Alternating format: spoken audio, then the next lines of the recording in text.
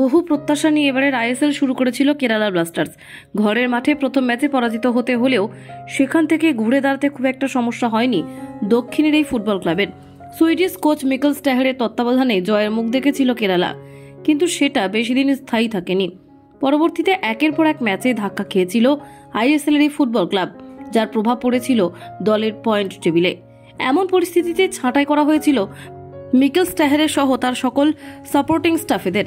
তারপর অন্তর্বর্তীকালীন কোচ হিসেবে দলের দায়িত্ব পালন করে আসছিলেন থেক্কাথারা পুরুষোত্তমন, যার তত্ত্বাবধানে ধীরে ধীরে নিজেদের পুরনো ছন্দে ফিরতে শুরু করেছিল কেরালা, যার ফলে ইন্ডিয়ান সুপার লিগের প্রথম লেগে তাদের সক্রিয়তা বোঝা না গেলেও দ্বিতীয় লেগের শুরু থেকেই সুপার সিক্সের অন্যতম দাবিদার হয়ে উঠেছিলেন আদ্রিয়ান লুনাদের দল।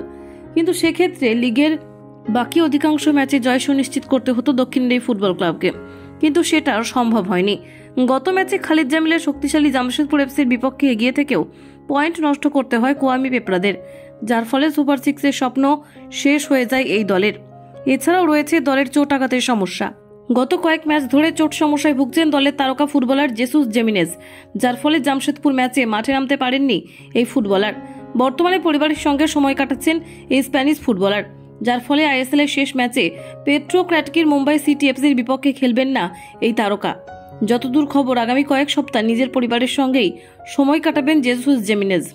সব ঠিকঠাক থাকলে সুপার কাপের আগেই দলের সঙ্গে যোগদান করবেন এই তারকা।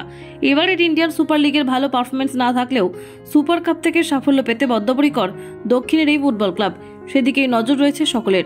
কলকাতা 24/7.in।